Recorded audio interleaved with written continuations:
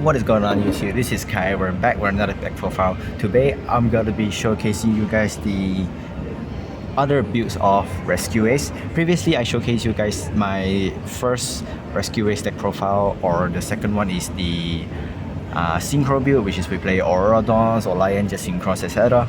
That is more of a heavy like Synchro build in order to make the boards that prevent our turbulence being interrupted and make a heavy like combo decks like Dragon Leagues and so etc.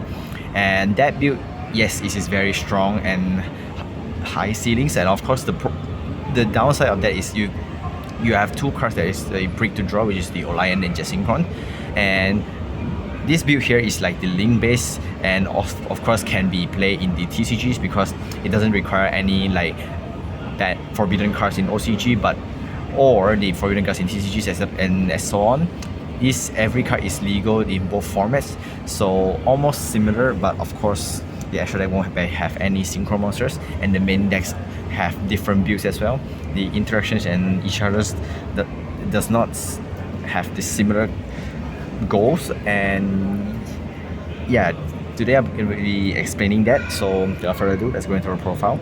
The interaction, the goal is almost the same. It's just that we have to make sure our turbulence resolve. Speaking of turbulence, to the turbulence, this is our main goal of the decks.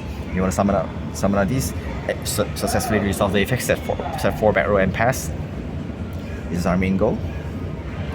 And the 3 hydrants, you just have to play 3 now, because especially in this build you want to see this more. You want to go even more further.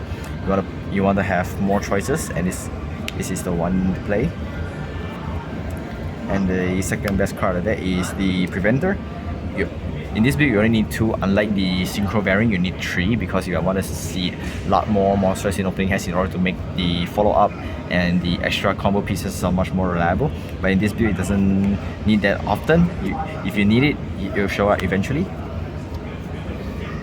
And 2 Air Hoisters. This is the one that got semi-limited in the previous list, God knows why, but of course it has a little bit of effect against the decks, because yes, you're missing a body and you're losing a chance to have a normal summon on start, and of course losing the 1 card combo. This is one of the reasons maybe why it's got semi-limited, but I don't know why it's got semi.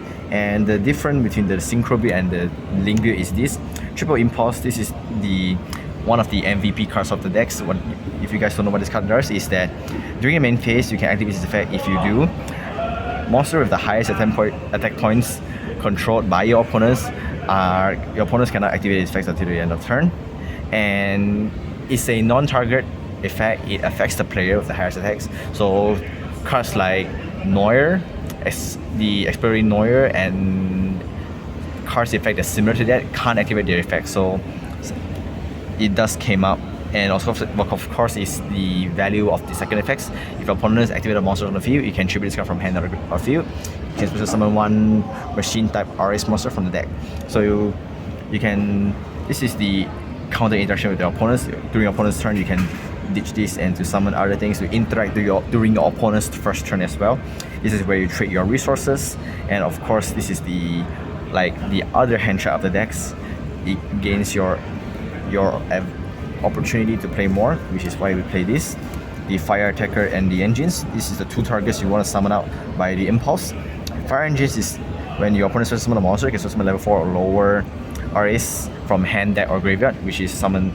The first thing we almost summon is always this, because when they earn the material. And for Fire Attacker, your opponents either add a card from anywhere, regardless if from deck or the graveyard.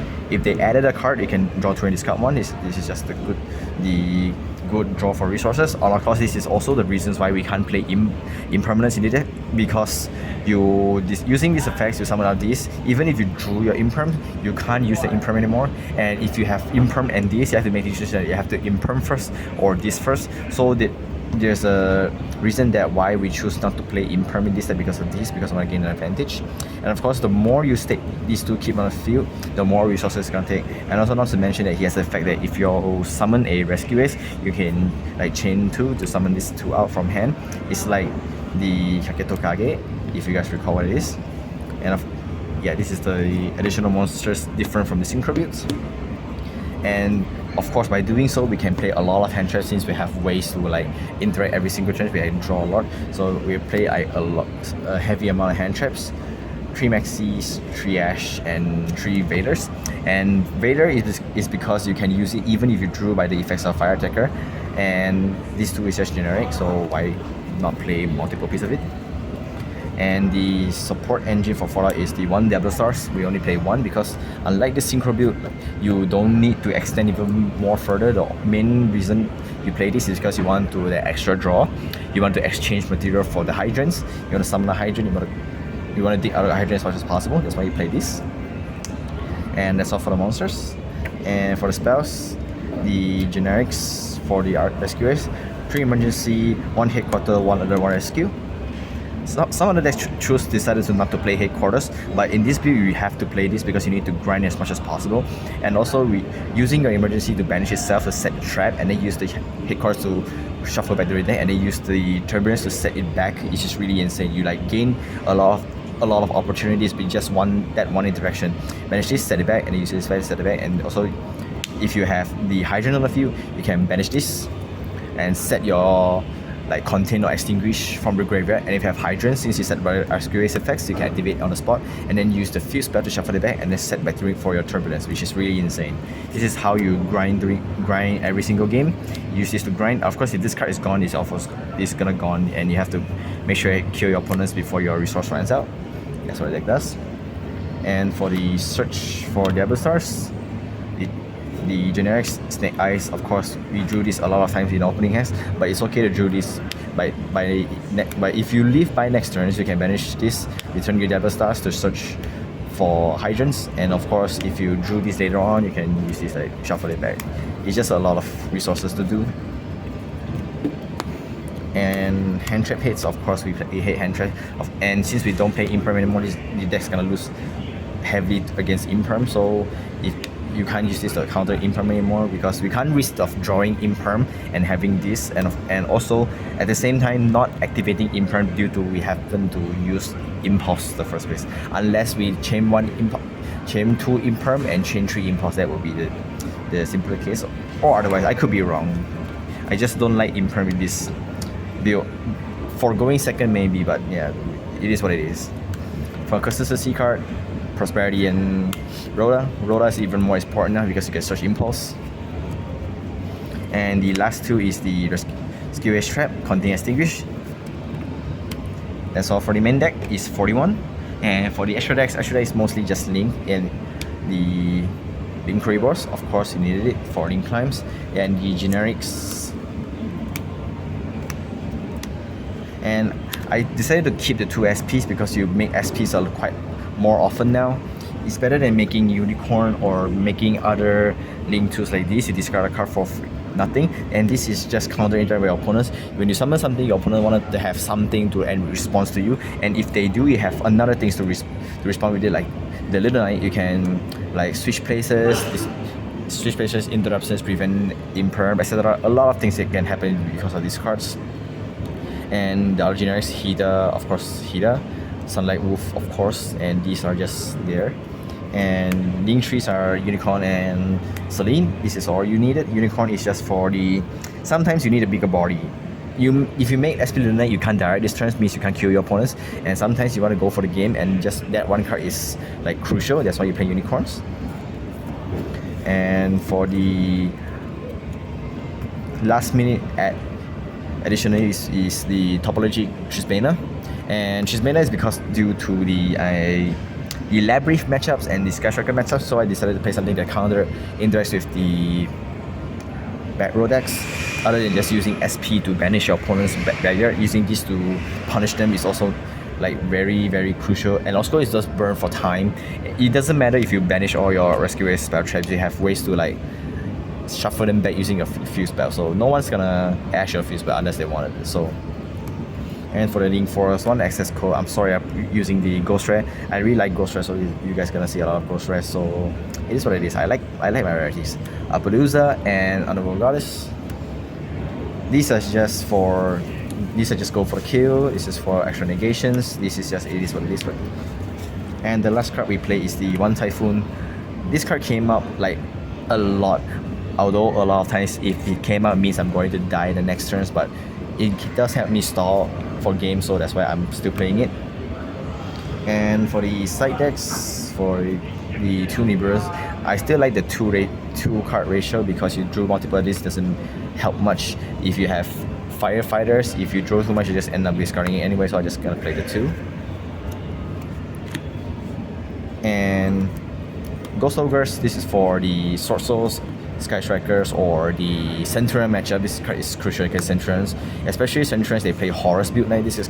Can just deck their Ghost Sarcophagus, or similar cases you can ditch their continuous trap Centurion monsters. They just don't pop the Field Spell because the Field Spell can't be destroyed by card effect if there's face up Centurion cards, so be mindful of that. And the two Ghost Spell, this is also a similar interaction to Ghost Ogre, except that this card is against decks like Labyrinth because you want to encounter the big welcome. And against like tier elements, yes, we still have tier elements, Sky Striker of course, and etc. etc. And Duster for back row hits. And also this deck can't play evenly.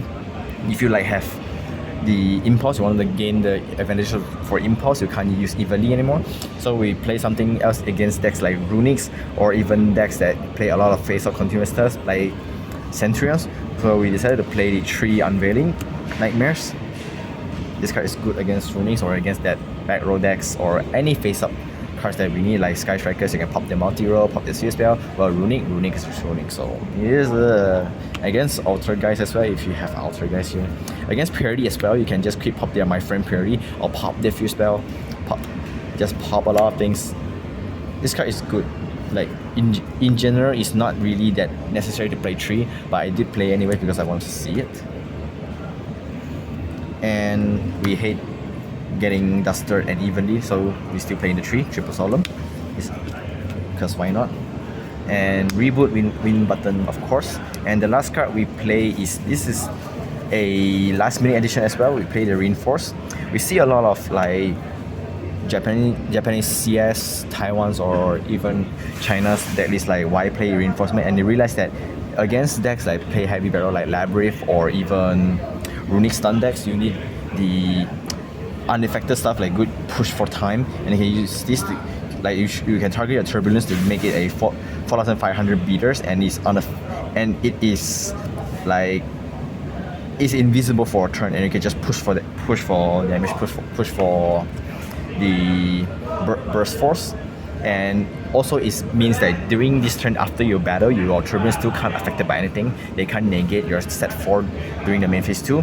And the graveyard effect is you can banish it to set the spell from graveyard, and you can banish it, set your emergencies, and then emergency activates, special summon something else, emergency banish, set a trap, shuffle this 2 back, and you reuse it again. This is how you grab against like slow control decks. And also the reason why you cite this against slow control decks, because sometimes against some certain decks, Extinguish is not that good.